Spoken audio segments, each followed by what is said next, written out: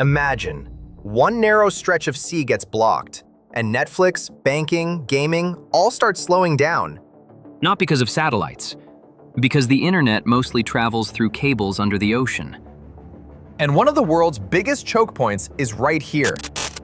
Breaking news. Rising tensions in the Middle East are raising concerns about undersea internet cables in the region. Wait, internet cables?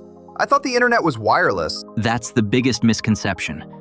The internet is mostly physical and surprisingly fragile. Experts say disruptions could impact international data traffic.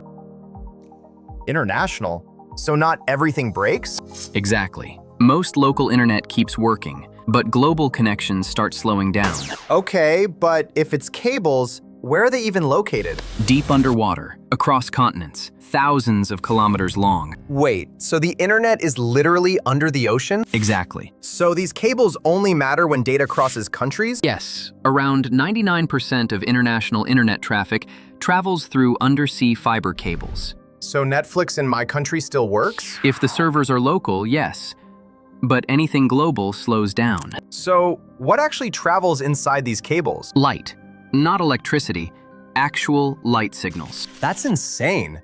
So my messages are basically flashes of light? Yep, moving at near light speed. So satellites don't handle most of it? No, satellites are slower and limited. So is the Strait of Hormuz the main problem? Not alone. The real risk is the entire region, especially the Red Sea and nearby routes. So more cables pass through the Red Sea? Yes, it's one of the busiest cable corridors in the world. Why do so many cables pass through this region? Because it's the shortest route between Europe, Asia, and Africa. So it's like a highway. More like a global data choke point. And if that gets blocked... Everything slows down.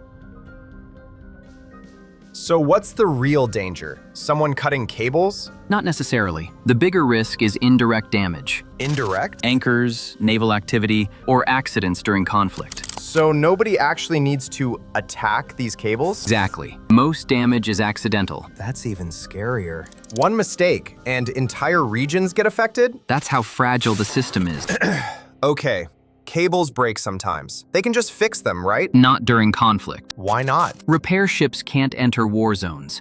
That's the real danger. So how long does it take to fix a cable? Days, sometimes weeks. And during conflict? It might not get fixed at all. So the problem isn't just damage. It's delayed repair. So cables break and stay broken? Yes, and traffic gets rerouted. So backup saves everything? It prevents collapse, but creates congestion. What happens when too much traffic reroutes? Congestion, just like traffic on roads. Has something like this happened before? Yes. In 2008, cables near Egypt were damaged.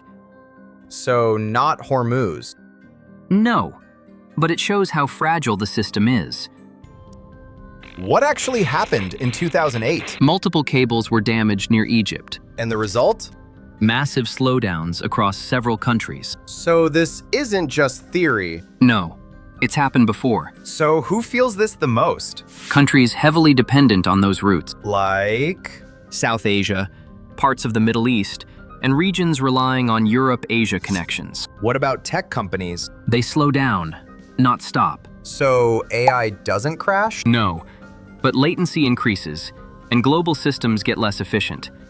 So Zoom meetings get worse, not disappear? Exactly. Worst nightmare, slow internet. So the internet doesn't go down, it just struggles. Yes. And that's enough to affect economies? It already has, in smaller incidents. So the real danger isn't destruction. It's disruption. And that's enough to affect the world? More than most people realize. Bro, after all this discussion, I feel sleepy. That's because your brain finally connected to the internet. Unsubscribe from my brain. If your brain is still buffering too, subscribe. And comment what topic we should debate next, before I shut down.